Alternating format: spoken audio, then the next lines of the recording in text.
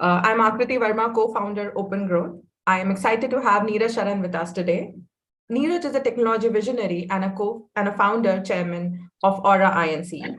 He has a wealth of business experience in India, the US, and the EU, and is also a member of Technical Expert Committee under the Department of Science and Technology, Government of India. Today, we'll be talking with Niraj about navigating the challenges of the Indian startup ecosystem. So let's get comfortable, grab a drink, and enjoy an engaging conversation with Niraj. So Niraj, what do you think are some of the unique aspects of the Indian startup ecosystem, and how do these impact entrepreneurs and startups? Thank you, Akriti, and good to be here, and good evening, everyone. I know that Open Growth Academy has been doing some great work, and we look forward to some more bigger milestone as we go forward. So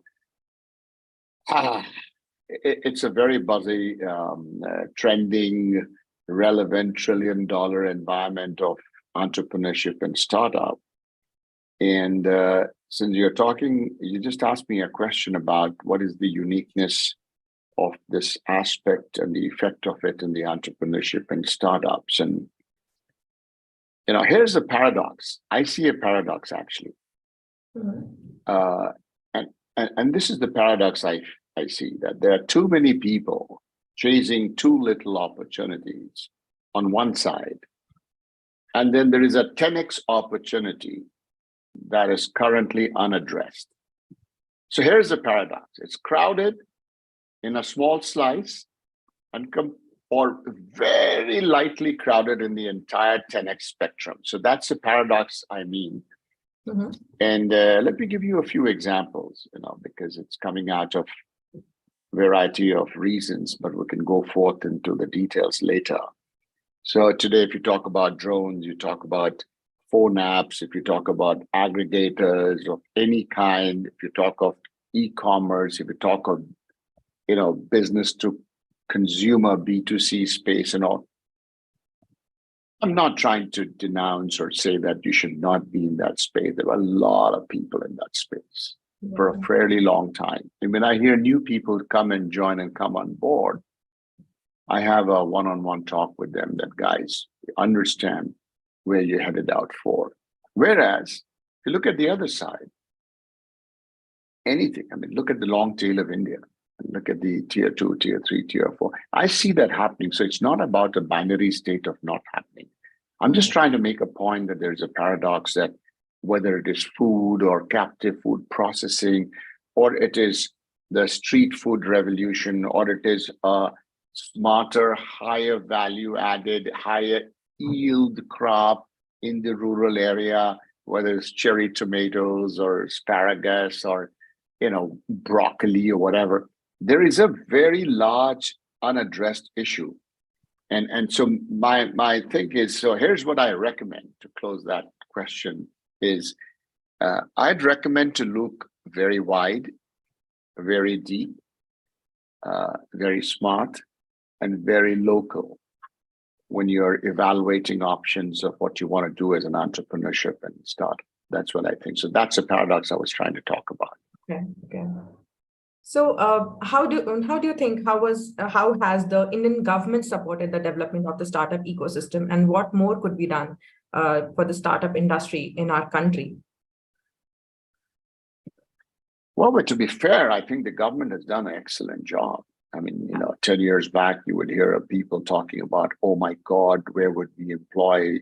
And we still have that challenge, not to say that we don't have that challenge, but we are talking about employment or the lack of it, and how can we generate all of that? And look at what the government has done in the past 5-10 years. It's created what it can do, and stop there. What can it create? It can create an environment, a talk, a buzz of entrepreneurship, of becoming a micro entrepreneur. That mahal, that environment, the government has done very well.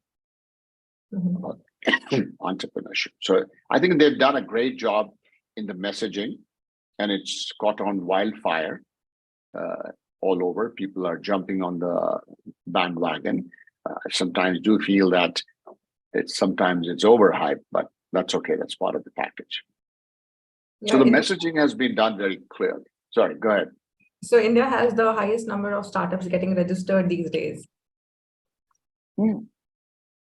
And I think a couple of years down the road, Akriti, what you said, just to say on what you said and add a few words, and if you see a very large number of entrepreneurs coming on board this, a couple of years down the road, you will see, and I would like to see that, and I think it's going to happen, a large number of IPs and patents being filed for. So that is also should rise. So the first part is the government done a great job in messaging and creating the environment. The messaging is very clear, and it's a very continued message that constantly talks about entrepreneurship and micro-entrepreneurship and various schemes. Where I think we could do better is this messaging at the very high level has done very well of being an entrepreneur and, engaging in things that can lead to startup and entrepreneurship. Where I find lacking probably, and we can do better, is the same mechanism that we did to message that you should be or can be an entrepreneur, is when you go a little to the next level of that messaging about various sectors and various industry segments and what are potential opportunities. I think there is a little bit of a lead lag on that. And I think if we could do better on that messaging, I think it'll be a good job. And I know that, the government went down to the fact that there are 742 districts in the country. And, there are many schemes where they talk about one district, one IP. Super. I mean, it's what a strategy. But the point I'm trying to make is this brilliant strategy of curating that should be a little bit more better disseminated and shared amongst the larger masses, so that the young entrepreneurs are not groping in the dark and clamoring in the overcrowded. Again, it takes me back to the first point of the paradox, that if the messaging gets us stronger, that there are 20, 30, 40, 50 industry or verticals, then, and the government has schemes and support everywhere, then we will not have this paradox of too many people chasing too little opportunities while the 10x is still lying unaddressed. So I think I think that overall the environment is very positive because of two reasons. We are beginning to see a lot of entrepreneurs picking up a problem in where they live or in the industry or in the geographical area or whatever, and trying to create some solutions around it. And to me, that is the core essence of entrepreneurship, is to provide solutions and fix problems. And so this whole thing about millions or tens of thousands of hundreds of thousands of entrepreneurship starting every year. Imagine if each one would employ from a few to 10 to 20 to 30, that's the larger chunk. We would have addressed a fair amount of young people looking for jobs and get trained. So I think we've done a good job. And if the messaging gets a little bit more deeper in the industry specifics, it'll be even better. Absolutely. So a lot has been done, and there is a room to do a lot more for the Indian startup ecosystem, for sure. So what do you think? How do you think Indian startups can better compete with established players? Because there are multiple players in the market globally as well as domestically. So how can they compete being a startup? Well,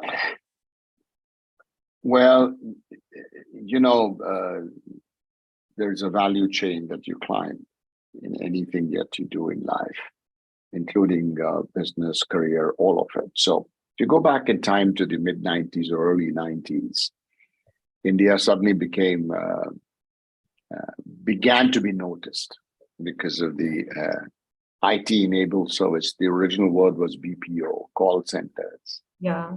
And that was a pivot that we all saw, that call centers were booming all across India, and people began to realize the potential of what it can, and it did super well. But that was just a a labor arbitrage and the language arbitrage. Mhm. That our cost of labor per minute per call was much lower.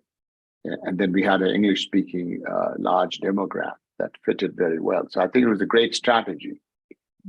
What that industry did very well, and that's an example to learn from, is that they realized, I remember those times when we were growing and suddenly there was like a confusion in other countries, neighboring countries, Vietnam, Cambodia, Burma, Bhutan, Thailand, all of them began to take away some of the call center business away at a lower cost. But the Indian industry did well to climb up the value chain and began to go into more innovative. So they began to provide not just attending calls, but now services. Now you could call for a technical problem and you can get a solution, or any kind of service issues, whether it's a health or insurance or whatever. So we began to climb up the value chain and we continued our value added.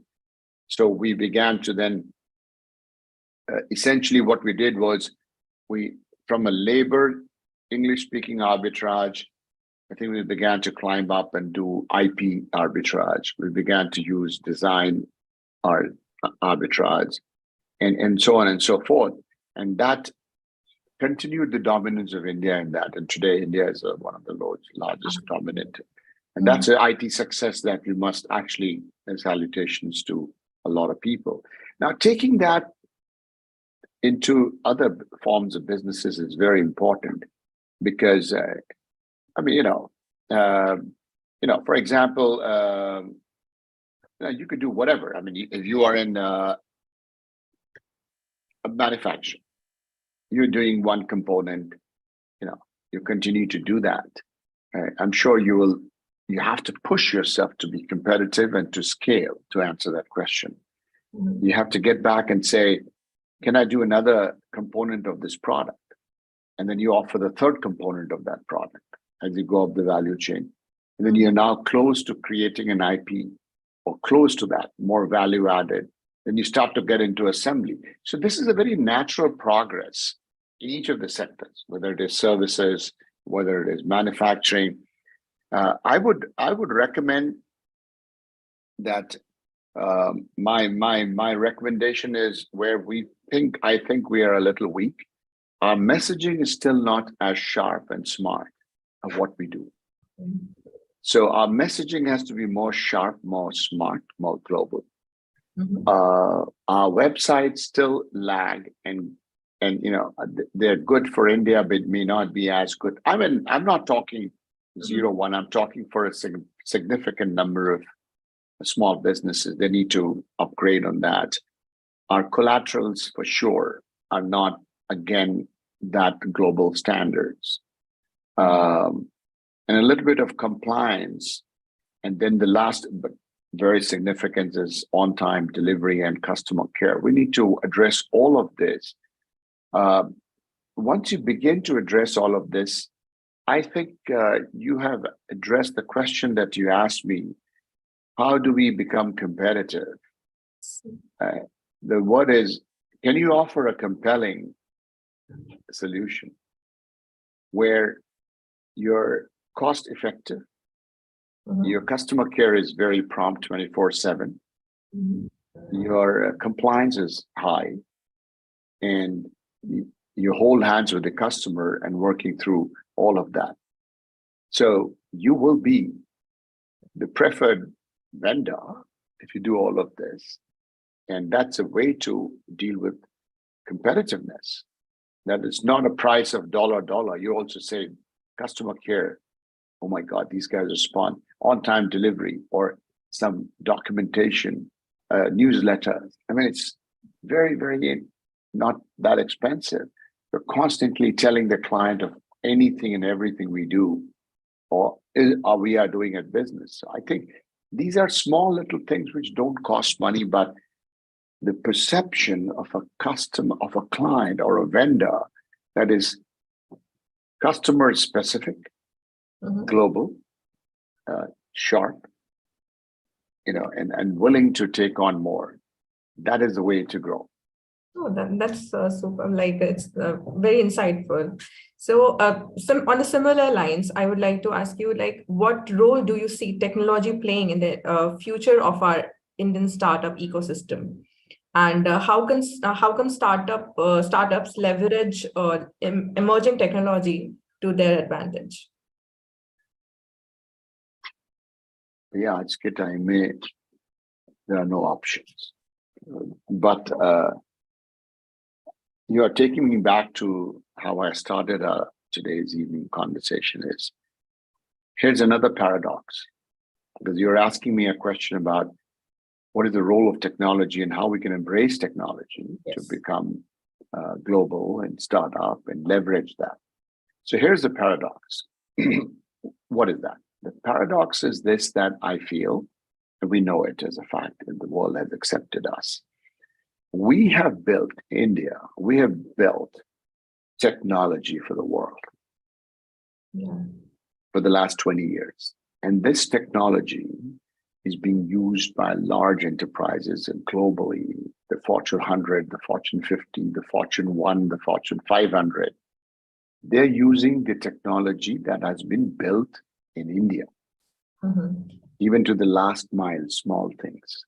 The paradox is, while we have built technology that is being used by our clients worldwide, our adoption of the same approach has been slower than what it should have been. So here's real. We have built the technology for others, but we are not adopting the technology, even in a smaller way, for our own larger growth. And that's the paradox I'm talking about. How do technology, earlier, everyone was talking about a phone app. Today, there are companies with a zero code. I mean, there are no coding required. I mean, you want a subscription model, you want your company's app through Google Marketplace or Apple Store or whatever. You don't need to build that. All you need to do is sign up with a multitude of companies that have developed this platform, what they call the no code, zero code platform, and plug and play your whatever you want to do. You want to sell camphor, you want to sell food, you want to sell services, you want to create an alumni network, you want to create a community network. All they do is you plug and play, work on the user interface, and they will charge you for every transaction down to 0.001 paise or something. Imagine this power. It has been developed here, ready to be used. So now you know what I'm trying to say. Technology, you can't work without that anymore in any part of the world. So, and since we are talking a lot, my heart lies a lot in the SME sector, because I think that's where the bottom-up building, inverted capitalism, employment generation, you know how when big companies are laying off, there are smaller companies hiring people. So, sometimes the SME sector always steps up and takes the heavy burden on the shoulder. So I think there's a lot of cloud-based subscription model of application and packages that any SME sector needs, whether they are in food processing, they are in services, or they're in manufacturing or fashion or jewelry or whatever. They are for ERP, they are for, if you're manufacturing, for manufacturing programs, for compliance, for customer relations management. These are all small little, for the small sector, subscription-based, which has now become affordable. Because earlier, you had to put money for it. And, that was the paradox that the SME sector faced, that they were struggling to grow, and the cost of adoption of this technology and platform was reasonably high. So they always said, when we make a little bit more money, we'll invest in it. Yeah. And that would lead to 2 years of delay or 3 years of delay. And then you began to realize you were losing market share. But today, I would recommend very, very strongly for many of these entrepreneurs and startups that very affordable cloud-based subscription model of various sales management, Salesforce, equivalent of Salesforce, all Salesforce, customer relations, compliance, ERP, accounting, HR. Yeah. You can download a package for your HR talent acquisition and appraisal process. Dimag kharab hota tha. You had to hire a consultant, will come and you will again have to pay and things like that. Today, a lot of it is available there. So I would very strongly recommend all these entrepreneurs to pause and look at all the options. I mean, I have someone I'm meeting next week, a young girl, and I cannot take out the IP in an open forum, but amazing. I mean, it's about servicing the pet or the animal industry of people who are not pets, but using technology to create a framework of addressing that challenge in a small town. In a small town, that really gave me yaar ye sahi ho raha hai. A small town. And I always bring that paradox back, if I may give an example. 30 years, and that's a cycle everywhere, and that's a good thing to watch. I mean, 30 years ago, 40 years ago, cricket also was a dominant thing of the big cities of India. Between Delhi, Bombay, 9 out of 12 players were taken, right? Etc. Look at this last 20 years. When it became a business, when it became competitive, when technology was adopted. Today, I mean, Dhoni is from Ranchi, the small town guys are killing it. There is no, and that is what I call democracy in its best form, empowerment in its best form, that you could be in a small town and becoming the captain. I mean, so things have changed, and I think I can do it. I could be the Prime Minister of India. I could be a Fortune 500 company. If taken well in the right spirit, is very inspiring. Not for bragging, not for the heck of it, but in its true sense. What it doesn't mean that you will be the Prime Minister of India. It means that your measure of where you started and where you are today, that is a huge progress. You can do it because of this all adoption of technology and the opportunity. And thanks to the internet and thanks to technology that you're able to learn, decimate, work in any part of the world. And, it's amazing. It's a huge challenge. Huh? We'll come to that later maybe, but I think it's a huge thing. So technology, my friend, you can't live without it. Absolutely. You can't work We without also it. face a lot of paradox while working with You cannot live without it. No way, no way. And I know there's a resistance, not so much for the younger millennials, Gen Y, Gen Z, and the Alpha were born in this. So I don't think there is a mindset of any headwinds there. The challenge is more of a little bit more older people, where a lot of them have embraced it very well, but because they were not born in that environment, sometimes technology is fearful. Pata nahi kya hai, kya bol raha hai, ye nahi hai. But it's become very user friendly. So I think the answer is go for it. Okay. So how does independent incubators or startup support companies help startups, and should we encourage startups to join them? Yeah. Sorry. No problem.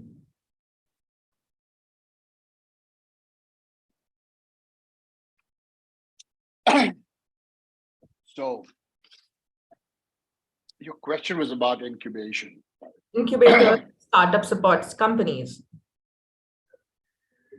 So in the initial stages of, we've all gone through it. Yeah. The initial stages of the ideation process. What should I do? What are the options? I don't know whether I should do A, B, or C, whatever. So during that stage of ideation, or the curation stage, or when you're building a proof of concept, something that you have in mind, these are very, very critical stages in the very early stages of what you want to do.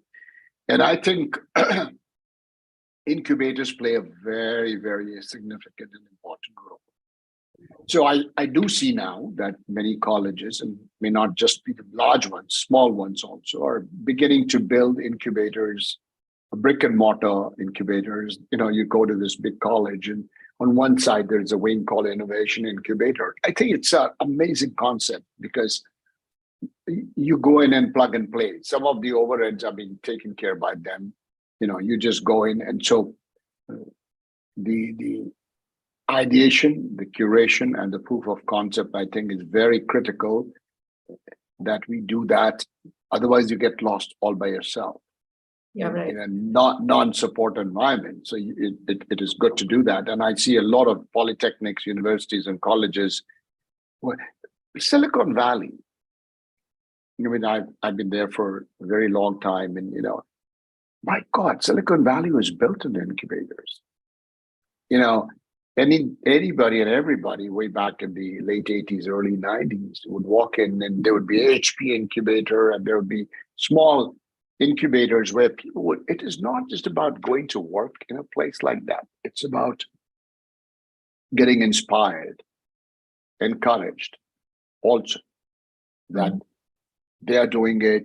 You get some examples that they are ahead of you, so I can also do it. So although that whole environment of incubation, कहते हैं ना माहौल चाहिए, so that environment. So I think it's very good to do that. So I would think that I would like to see two things though.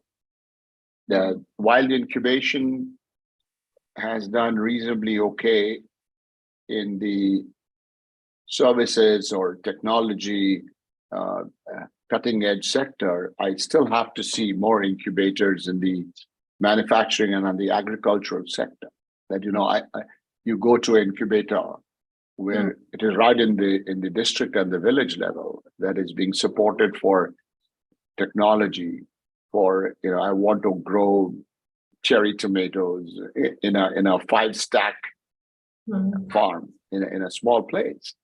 I want to go to an incubator there and learn how to do it that supports this. So I would love to see more incubators come up for manufacturing and come up for the agriculture sector, I think.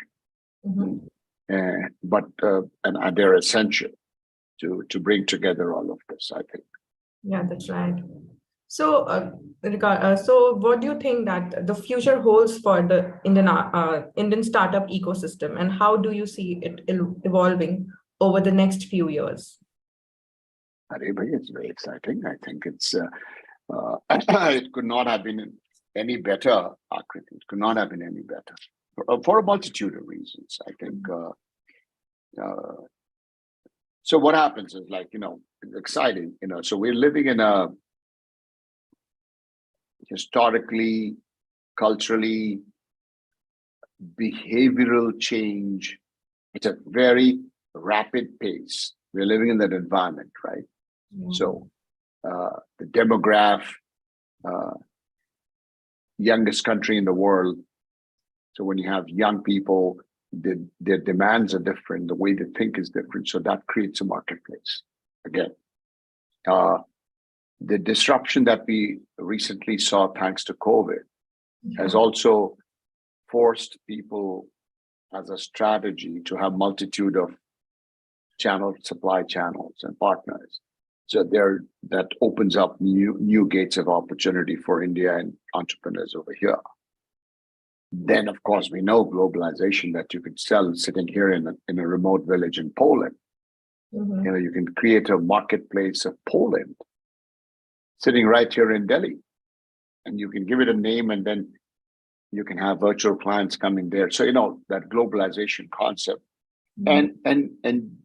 And also a very important thing that is happening in the last few years and accelerating is the geopolitical shift. And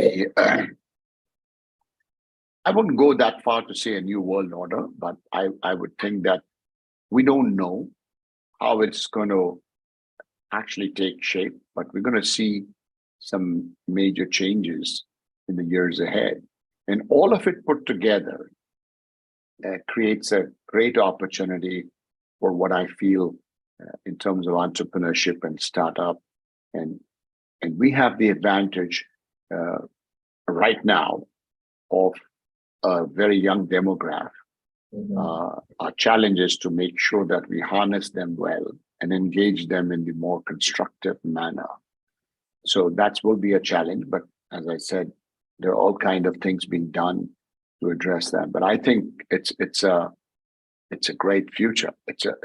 I don't think we would have been any better place than ever right now. Look at India. We are sitting now. There is a recognition of India at every forum. Our brand has built well. Earlier, the brand was built around India for technology, right? So there would be huge amount of technologists in the world and doctors and lawyers and professionals that took over. So there was a technology arbitrage. We had positive branding for India. The last 10 years, and it has accelerated.